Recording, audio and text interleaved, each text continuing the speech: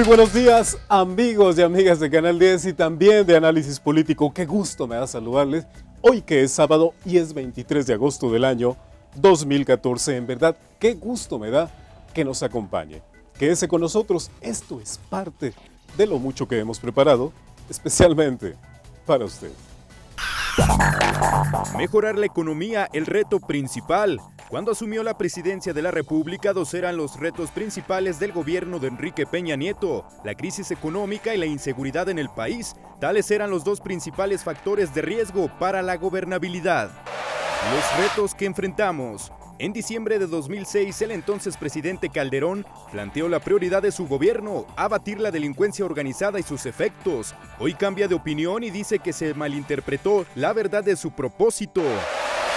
La cifra es de 121,063 pesos. Eso es lo que gana el presidente de la Comisión Nacional de los Salarios Mínimos, Basilio González Núñez, quien por 20 años ha determinado lo que deben ganar los mexicanos más pobres del país. El gobierno debe demostrar que el combate de la corrupción y la impunidad van de la mano de las grandes reformas y que el interés verdadero es la creación de empleos, el abatimiento de la pobreza en la que viven más de la mitad del país. Especialistas opinan que la Gendarmería Nacional que comenzará a operar este mes no será como la planteó el presidente Enrique Peña Nieto, debido a que presenta inconsistencias.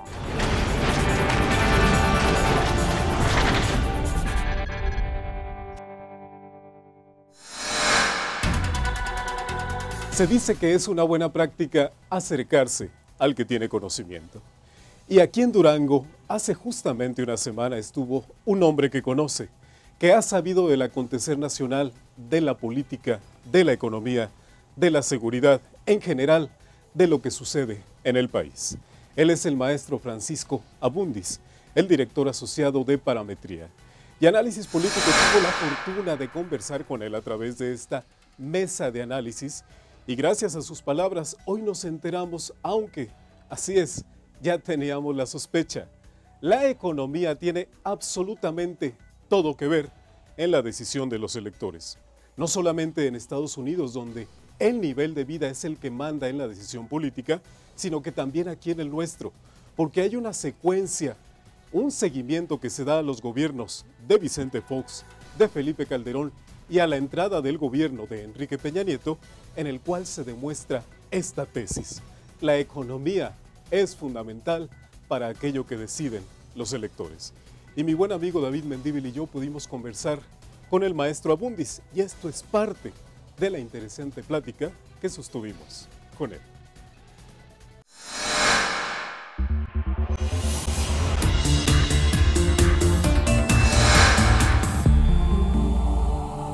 Muy buenos días, amigos y amigas de Análisis Político. En verdad, qué gusto me da saludarles hoy en esta nuestra segunda mesa de análisis. Y hoy, por supuesto, tenemos de invitado a un personaje muy interesante con quien vamos a hablar acerca de la realidad política, económica, un poco de lo social de nuestro país. Un auténtico especialista en este tema. Estoy hablando del maestro Francisco Abundis, director asociado de la empresa Parametría. Francisco, qué gusto tenerte. Muchas gracias, gracias por el recibimiento. Gracias. Buen día, Francisco. Buen día. Buenos días. Y también, por supuesto, como siempre, mi buen amigo David Mendívil. Siempre es un gusto saludarlo. David, muy buenos días. Un gusto estar contigo, Juan Lorenzo, con Francisco Abundis y con nuestros amigos de Análisis Político. Francisco, me gustaría iniciar nuestra charla de este día con un elemento que aporta el presidente Enrique Peña Nieto apenas 3 días después de que promulga las leyes secundarias de la reforma energética. Y es que nos llamó la atención, 3 días después apenas el presidente dice: la economía del país va hacia adelante, está caminando y esperamos que así va a seguir.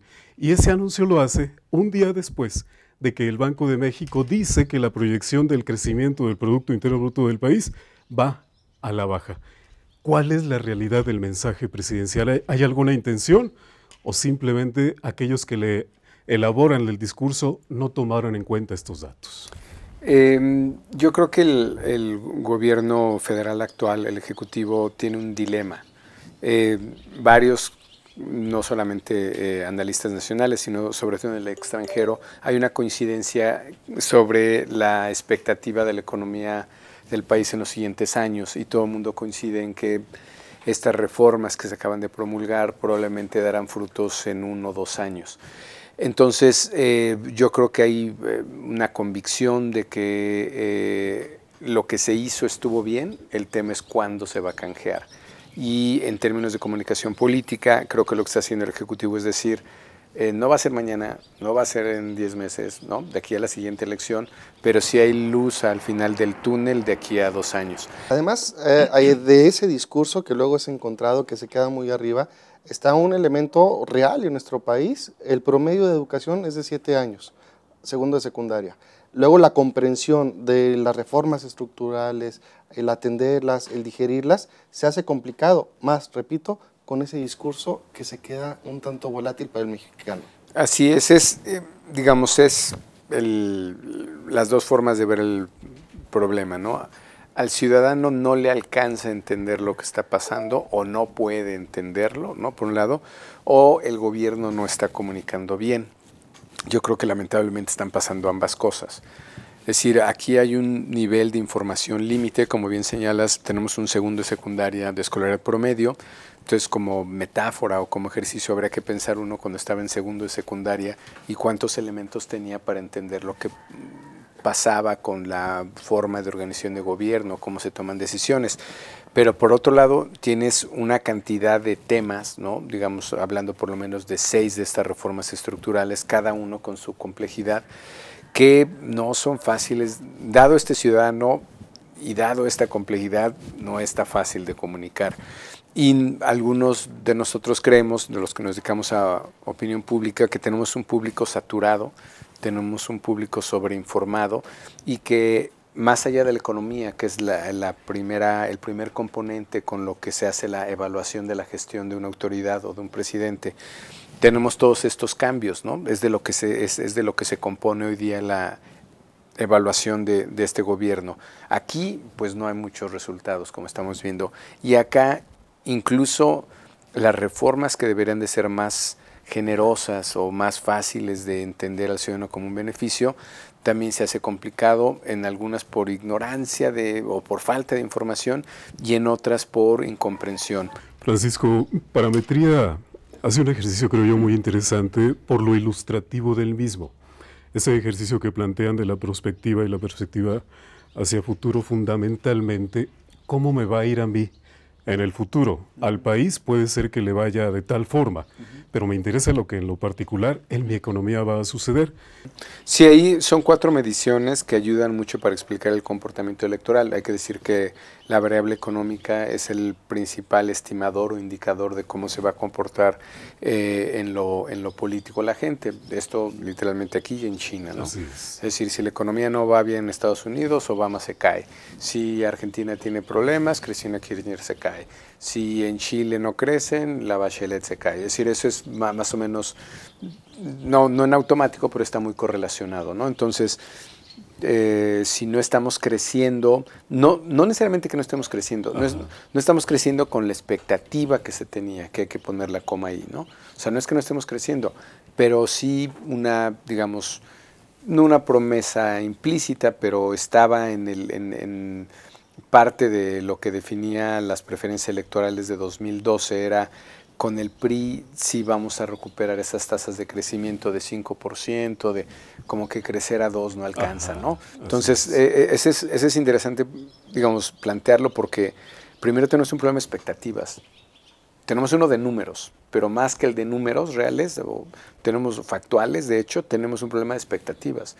Entonces, el presidente entró con una expectativa muy alta, que, pues dado todo el tema de las reformas, no solamente no se cumplió, sino se cuestionó muchísimo, digamos, la dirección del país.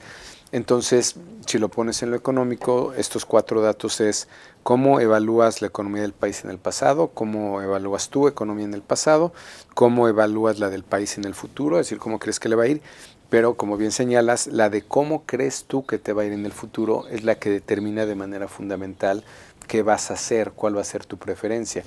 Es, si quieres, se le llama también preferencia egoísta o voto de bolsillo. Es finalmente a mí, ¿qué hay para mí en ese próximo gobernador, senador, presidente municipal? Es decir, el beneficio económico es el que nos mueve, ¿no?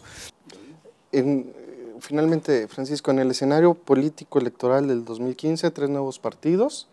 Morena le empieza a ganar terreno al Partido de la Revolución Democrática, que pierde un punto, el cual gana Morena, se estabiliza con 8 puntos de preferencia por lo pronto. Y luego los otros dos, el Humanista, que probablemente tenga poco que hacer, pero Encuentro Social, que nace de las iglesias evangelistas, que tanto estas realmente podrán ser el soporte para que el Encuentro Social sí mantenga el registro, y Andrés Manuel López Obrador, cambiando muy probablemente, mutando, ya no en la izquierda, sino al centro. En números, digo, si lo ponemos en escenario, López Obrador obtuvo hace 2 años, 2012, 15 millones de votos. Niveles de participación de 45 puntos por ahí. Tendríamos que cada punto porcentual para la siguiente elección va a estar entre 320,000 votos, que sería 40 de participación, a 400, menos de 360,000, 380,000, cada punto porcentual. El partido que quiera conseguir registro necesita 1 millón de votos. Si López Obrador obtuvo 15 hace 2 años, y van a ser 3 años para 2015, la probabilidad de que obtenga 1 creo que no, es altamente probable. Que obtenga 2 no sería difícil. Que obtenga 3, ¿no? O sea, 3 puntos, que estamos hablando de 1/5 parte de lo que obtuvo en 2012, pues tampoco parece tan difícil. O sea, que de esos 15 obtenga 3 millones.